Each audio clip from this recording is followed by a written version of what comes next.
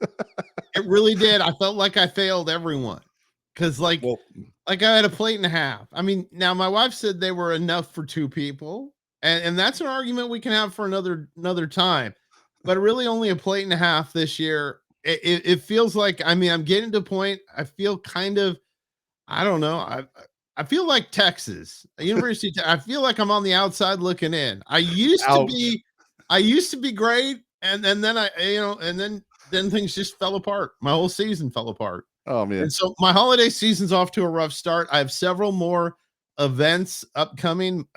We get to go to a lot of Christmas parties, and I'm really believing for a comeback. Like, I believe that I've got it in me still for maybe 2 or 3 plates, full plates, but we'll see, and we'll keep you guys updated as we move through the season. But that's my disappointment, that I could only really pull off about a plate and a half. Now, for my defense, I did snack like all the way out. It's something I don't normally do. A lot of And this pregame. year, yeah, a lot of pre-gaming. I was like, my wife made Chex Mix, and there was not nearly as much as there was at the start by the time Thanksgiving dinner started. And that was because, and really honestly, it was because the football games were on. Mm-hmm. And I 10 stressed hours it, of football. and the Lions just looked like, it was like, what is going on here? Yeah. And so, couple of like, those games I've were got rough. handfuls of Chex Mix, and I'm like pushing them into my mouth, yelling at Jared Goff to throw the football. Throw the football, for heaven's sakes. Don't stand back there. And not all of it was Jared's fault. And I like Jared, by the way, and I like Dan. We've talked about that. I love Mhm. Dan, and I love the whole team. They're a really good team, but holy cow, he was holding the ball way too long. And now the interesting thing on this, and you and I haven't talked about this, is Ben Johnson. He leaves the Lions. He goes to the Bears, and the Now they're Bears look leading. like this superhuman team. And you're like, what happened? Well, Ben Johnson, he's a heck of a coach, man, offensive guy. All of those pieces. I want to, before we get into that, you did text me the same day and saying, "Hey, did you overeat?" Because I didn't. So I knew you were disappointed in yourself. But I did want to ask, how big were the plates? Because if they were bigger plates, 1.5 is not bad. See, they weren't serving size. I had thought about getting, but see, it's awkward. Like when you have a small group, you can pull off serving size plates Mhm. when you're like in a group of like 20, 25, because then people think you've run out of plates. And so, isn't that sweet? He took a serving plate as his plate for Thanksgiving. We had a small group this year, so there was no way to justify that we ran out of real china. And so it was just a regular size plate. And that's what I think really disappointed me. Plus, it was kind of like it was about the height of anything you can build in Malibu. It was very low to the ground. Well, see, for us, we had a fairly small group. It was 15 for us, which was normally we have much more, but we had 2 turkeys and a ham, Rob. So I totally overate. I only ate 1 plate though. Okay, only 1 plate, but it might have been about 6 inches high. So it was domed. That was domed. See, that's so. Like, my wife's like, "Where are you going to put your turkey?" I said, "Right here on top." Yeah, there's plenty of room. Across, and put the gravy over everything. She goes, "You covered your green bean casserole." I'm saying, gravy knows no enemy. Gravy loves everything. Gravy makes it all better. It does. And anyways, back to football. Yes, fantasy football. The Green Bay game. Green Bay looked good though. They looked good against Detroit. And like you said, Ben Johnson coming over to Chicago now. Caleb Williams looks like a new quarterback. They lead, and I would have never picked that. But we got to talk fantasy football. It looks like neither of us. We don't need to. Like neither of us are going to make the playoffs. How sad is this? 16-team league, and Jason and I are going to fail mightily. I was 11. And you were below me. We don't need to get into that, Rob. I think I was like 13 or 14. I was and it's sad because like the other 2 teams below him, I don't think they've played all season. I don't think they have either. And I've actually tried. I think they won games and they didn't try. Jason can't win games and he's trying. So that tells you a little bit about this. It's kind of sad for Jason. It is. The injury bug hit the team hard, It was a rebuild. It's a rebuild year. It's kind of like they're probably gonna you're probably gonna fly Lane Kiffin out on your plane. But then Lane's gonna realize there are no sorority girls there, so he's gonna go, nah, gotta go back to LSU. Oh man, yeah, we definitely have to bring up the Lane Kiffin deal this past week when he, moving over to LSU from Ole Miss, and that was man, that wasn't good. He made a lot of comments that weren't true, and there's been a lot of people that have proven to be not true when he said these things. And man, that guy, he's a great coach, but not a very loyal guy. Okay, I take that back. He is loyal, but just to himself. Well, here's the deal, and for all the hate against Lane Kiffin, if you and I were offered $100 million, the final deal is going to be like $107 million. Mm-hmm. Listen, I'm leaving. Listen, I'd call you and say, Jason, I'm off the show. I'm headed to go work with Colin Cowherd. Sorry, buddy. We're gone. I mean, come on. Reality is that I think for him, and I think the biggest, toughest part is he going to win at LSU? Brian Kelly, and Brian Kelly, I've known, Brian, he was on staff at UW, University of Washington, went to Cincinnati, then went to Notre Dame, had success there. Good man. Goes to LSU and says he came there to win championships. He didn't forget how to coach. It's just SEC is tough. I mean, now you've got Texas in there. You've got Oklahoma. We got Georgia, Alabama. You got Georgia, all of them. In Florida, if they ever get we'll see. They got a new coach too. Yeah. And now there's talk that Texas Tech becomes a part of the SEC. Vanderbilt's looking good. They got a bunch of them, man. Yeah, they're really smart. They finally figured out how college football works. I know. We're proud of you guys there at Vandy. Anchors down, as they say. Anchors down. Have you ever? Now this is cool. So I'll tell you, I used to my company used to have an office in Nashville. So I'm a big basketball guy. Vandy has one of the elevated floors where you sit below, and it is so cool. If you've never seen it, go check out the videos about Vanderbilt's, and their slogan is "Anchor Down." That's cool. Vanderbilt, they're awesome. They're right in downtown Nashville. And they never were good in football until just recently. And Diego Pavia and a bunch of other people in that program. His mom is not fully somebody I would want to be. I'm not going to use the word I was going to use because this is television, and then it's on tape, and I don't want people to hear what I've said. But let's just put it this way: I bet you Christmas is interesting at their house. Oh, wow. Nobody got gifts. Yes, Rob. Nobody's getting gift. Santa doesn't even know where their house is. I mean, he's like, he took them off. They're on the no-fly zone. They don't. Oh man. Okay, we got to shift gears, Rob. We got to get the guests here. Oh man. Well, let's start with guests. Today we have starting with guest whose leadership and face shine just as strong as his business expertise. Jeff Dean is the CEO of JP Dean Consulting, a fractional VP of education for the NLPA, and a highly respected procurement and supply chain strategist with over 30 years of experience. But what stands out even more is Jeff's heart for the Lord and the way that he integrates faith into his work, his leadership, and the way that he builds teams.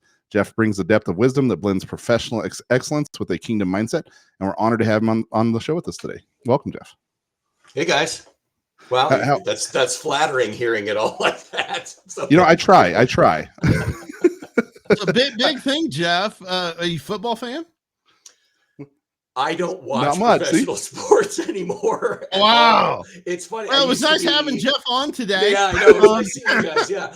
So I used to watch the NFL, lack of a better term, religiously. I used to watch it a ton. And then the Lord blessed me with a family. And I was like, there were other things that I had prioritized over it. So I just stopped watching pro sports pretty much completely. So I am completely lost when it comes. I have friends who are like, hey, join my fantasy league. And I said, I will lose because I don't even know who's active anymore in the NFL. You probably still beat me, Jeff, because he probably still, I was just thinking that you probably beat Jason. So you should come sign up for next year, Jeff. Right. You get some beginner's luck or something like that. Well, the thing with it is it's an auto draft, so you don't even have to know. We don't make the draft. So see? Well, and the great thing is because Jason is a Broncos fan, Mhm. we have that in common. So that's always good since I lived most of my life in Colorado. So Yes, sir. so there's nothing wrong with that. But on the other side of things, so I grew up in Pennsylvania, Uh-huh. and when I was really small, we moved when I was really small, and all of my family were Steelers fans. So of course I couldn't Uh-huh. pick the Steelers. So I picked the New York Jets. And when teams say their teams are due, I don't think, unless your team hasn't been in a Super Bowl since Super Bowl III, there's nobody more due than the New York Jets. So we'll That's a start good with point. that. Good point. That's a good point. Yeah. Well, hey, I really want to get into this, with the faith and leadership, because you've had an incredible Yeah. career across multiple different industries. Yeah. How has your faith, practically shaped the way that you lead and make decisions in business? And again, you do fractional leadership, you do a lot of different stuff. So I'd love to talk about your faith side of this, and then we get into what you do. Yeah. So I think like a lot of folks, I had kind of a crisis of faith, Mhm. early on. I lost my brother to cancer in 99. He was very Wow. young. He was 28 years old. Wow. And that was a really hard time because he was a hero to me as my older brother, kind of everything. Mhm. And so I had a really hard time. And, for a few years, like my life went really crazy directions and I had a lot of challenges in my life. And I just got to a point where, it wasn't working, and it was nobody's fault, obviously, Mhm. right? So then what I did is I really started to dive back into my faith. Several of my friends approached me and said, hey, Jeff, you really need to get back to this is a core tenet of who you are, and you're going to be lost without it. And Mhm. I did that, and I've never looked back. Every single thing in my life has improved since that Awesome. point. I reconnected with my wife, who we went to junior high and high school together. And I always joke she's way out of my league because she is. And we reconnected. And now I have two beautiful daughters. I don't use the term step at my house, but I have two beautiful daughters, adult Mhm. daughters. One's 29, one's 24. And they're just having amazing lives and building their lives, and very, very blessed. So that's kind of my faith journey. Amazing, amazing. I know we talked about that briefly the other day, and so I wanted to bring that up because on Thrive here, that's what we talk about: faith, business, life, kind of all of it, Yeah. right? And how Yeah. faith is the cornerstone of these pieces. I would love for you to touch on like what you do in the fractional side of that, and really what does the fractional leadership look like? Because maybe Mhm. our audience doesn't know what these fractional type roles are.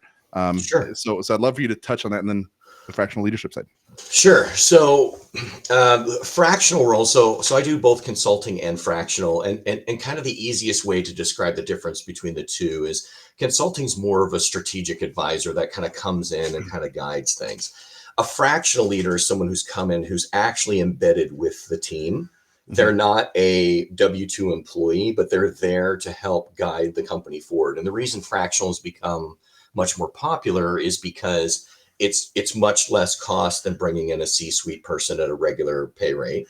Mhm. They're not, a full-time employee, 40 hours a week, that kind of thing, but they are embedded with the team and helping drive everything that you put in place. So a lot of times when I'm brought in, it is either we are building or rebuilding a procurement team to Got it. say, these are the goals of the organization, this is how we get there.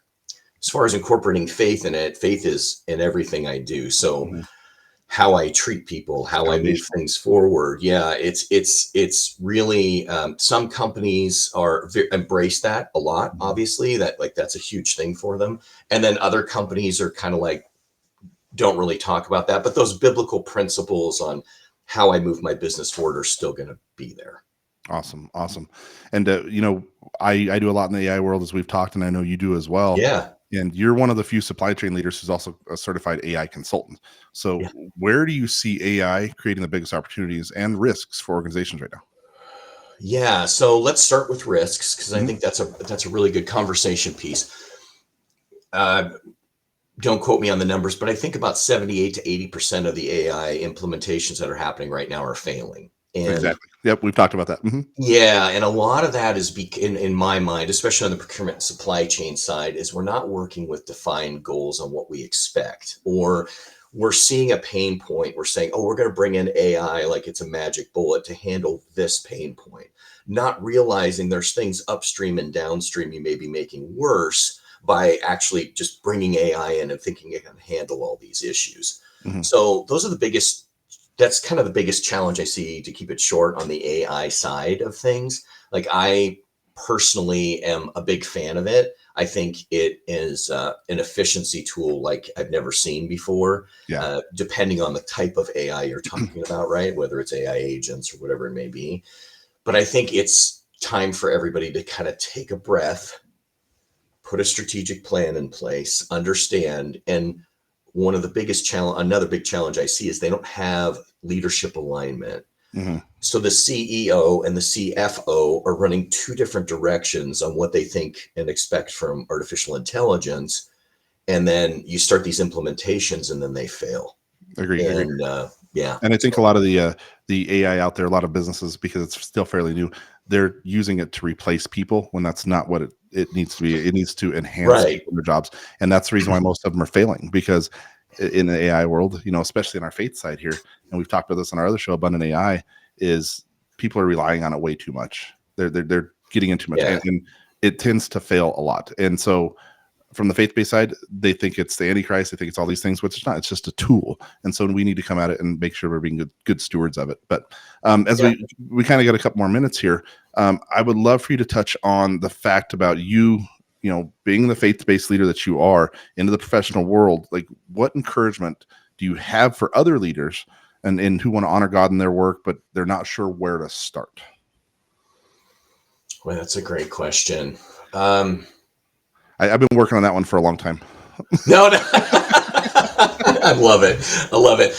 So from my end, it was interesting. So I'm going to start with a story, because you and I do that as we do things. So I had the honor of going to Abraham Lincoln was born here in Kentucky, and I had the opportunity to go to his boyhood cabin, and then we went up to Indiana and visited the family farm that he grew up on there most of his life. And he has a quote there that I just think is so appropriate for business. And he said, and I'm obviously reading this, I don't have it memorized, but he said, "Sir, my concern is not whether God is on our side. My greatest concern is to be on God's side, for God is always right." Mm-hmm. So I think a lot of times as leaders, we pray for things and say, "Oh, please make it go this way," rather than saying, "God, which way should this go?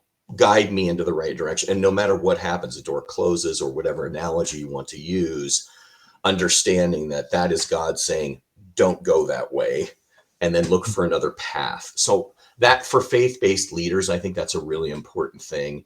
The other thing is that I think as leaders, we want to be able to handle everyone's challenges, including the people that work with us. And that's a wonderful thing to feel, but it's also sometimes just being present is the important part, just like with your kids, right? So not comparing employees to kids, but just, it's the same kind of thing, right? Like you just have to say, do you need support?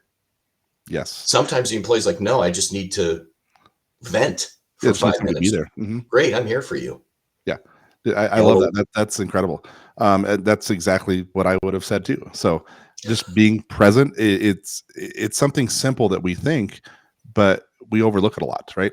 Yeah. And you and I've talked about this briefly. I have this set of rules for myself, and one of them is once on my team, always on my team. So I try to make sure that any former employee knows that if you need something, it doesn't matter if we don't work together anymore, reach out. I had a former employee who's an author now, and he reached out, and I haven't heard from him in probably 3 or 4 years. And we were very, he was a wonderful employee, whatever. He reached out and he said, "Hey, can I use you as a reference still?" I'm like, "Absolutely, you can." Awesome. So, and that's it. That's the interaction, right? So, I come from a place where I'm a very big believer, and you and I had talked about that book I had suggested, the 100-0 principle. I'm a big believer in that. Like, I own 100% of the relationships I have. And when I have clients that come in and they want things done, that's what we use to get things done. What do they want to have done? And then it's my job to help make that happen. Awesome. The QR code down below here is well, Rob just jumped there. We're doing the witness protection program. Click on that, guys. We'll throw it up back here to get a hold of Jeff. Oops, we'll do this one right here so we get Jeff. That's his LinkedIn URL. That's where you can contact him, look at more of his information. Jeff, thanks for being a part of the show. Jason, thank you. It's a pleasure and a blessing. Appreciate it, guys. Hey, it was great having you with us. Thanks, Rob. We appreciate you. Go check him out. Check out his information. Thanks, man. Man, Rob, see, good stuff. He's very cool. Been in supply chain and leadership roles for a lot. But man, our next guest here, Rob, is somebody who isn't just a guest, right? She's family here at AbundantTV. Molly Trotter-Gomez is a woman of deep faith, a gifted communicator, and a close friend to both Rob and me. Today, she's joining us to talk about her work with ConnectMD, where she helps families and business owners find affordable, transparent healthcare solutions. Molly always brings clarity and a heart to every conversation, and we're excited to have her back with us. Molly, hello. Great to be here. Like, see, you were like TV ready all the time. Me and Rob talked about this. Like, see, it takes me a while to get my hair ready. I understand your plight. You know, I was telling you guys before we started, I was like, y'all just probably roll out of bed, don't maybe brush your teeth. We talked about the maybe portion there. Over here, you know, being primarily a morning news anchor back in the day, I had to learn to get ready quick. So I find all the shortcuts. And the day I don't get ready, like last week, you're like, hey, you want to jump on the show? I'm like, this is the one day I'm not putting makeup on. And then somebody asks. It always happens every time. But see, you don't see the whole crew behind here that did all the makeup for me. Yes. Well, bring the crew over here. Like, come on, I need help. Yeah, I can't. Makeup's not going to help this. Okay. Overrated. Well, awesome. Good to see you. Man, we talk all the time. Again, a great friend of ours here at AbundantTV. You do some things with Rob on some other shows, and we see you on the network a lot. But today we're talking about ConnectMD. And but you mentioned that, so we got to give a quick plug.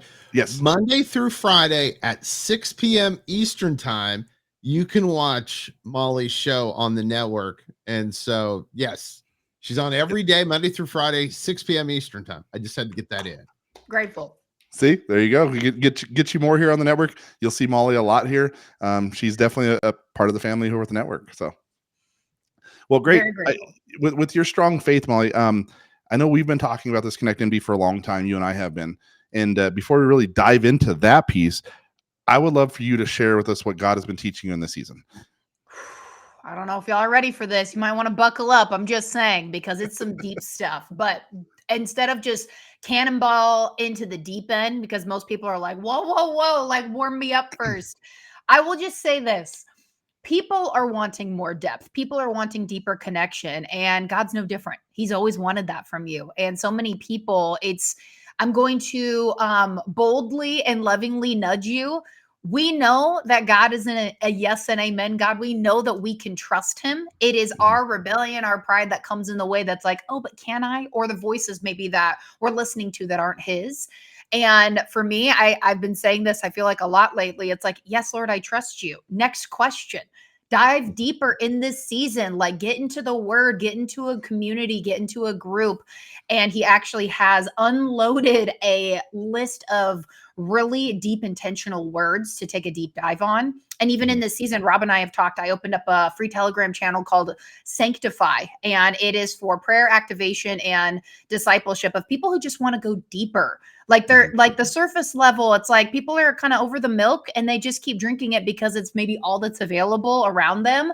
Yeah. There's so much more. So that is the very short, condensed version of what I'm seeing and experiencing in this season. I love it. I love it. Truly, I do. So one thing that you built your brand on storytelling and leadership. Mm-hmm. What is this ConnectMD thing? Why health now? Like it's a different lane, I know, but we've talked about this, but I'd share it to the audience. Yes, it was one of those where I mean, transparency, I was like, is this a distraction? Like, what is this, right? Mm-hmm. To my core, I love helping people and giving them things that they actually need. And when it comes to affordable healthcare, my husband and I being entrepreneurs, we've gone through this up and down of do we pay an astronomical amount and we're not even using it, or what do we do? And we've had seasons where we've just gone without because we're like, no, we're not going to pay it. We're healthy, so on and so forth. So ConnectMD came in when I had a conversation with the founder, a Christian gentleman. It came out of a need that he was like, people don't have the money to get the daily coverage that they need. And Mhm. so it just kind of started sparking this. Well, you know what? That's so true. Even if people can't afford it, they don't want to pay into a system that's kind of corrupt and just like almost just like stealing from people, to be honest. Mhm. So this brings a really affordable solution where one membership can actually cover up to 7 members of your family. Now, it's not insurance, it's affordable healthcare coverage. So there is pet insurance, there are virtual doctors, Mhm. there are specialists that you can see. They even recently added a medical debt eraser, and somebody just got rid of I saw that. I $150,000 saw that. of Crazy, right? medical debt. Mhm. So it's honestly an answer to prayer to most Yeah. people. And so what I know about things, when people promote things, it's, when you attach a face to it or somebody that you trust behind it because you have gotten to know and trust that Mhm. person, it's not a money grab. No. It's here is a solution to help you or somebody that you know. And this is also great for small business owners, Yes. people who have teams, real estate teams. It's a great retention piece too, because people are worried to get out of a regular job because they don't have any coverage. Mhm. But again, one membership, and they're as low as $60 a month, Yeah. can cover up to 7 members of your family. So it's I'm a kind of part. like a Mhm. why not? Yeah, I'm a part of it. You're a part of it, and I have the pet care. I have all these things, and it's very inexpensive for what it is. It's you get free healthcare, or not free healthcare, but free doctor visits. You can talk to doctors virtually. You can talk to the veterinarians virtually. There's a lot of medications that Yes. are free as a part of it. And it's a Christian gentleman that runs it. You've introduced me to him. I would love to get him on the show at some point. But Yes. it's just a game changer. So you've already touched on this a little bit. How it works in real life. The one point I know you brought up that whole debt eraser there, that I just saw that was added to what they do. They help you do that, even previous debt that you have. And one was like, it was $190,000 erased, right? Yes. Mhm. I was like, Yeah, what? And so crazy. some people have just come in just for that Mhm. piece, but there are a lot of extra, obviously additional perks to it as well.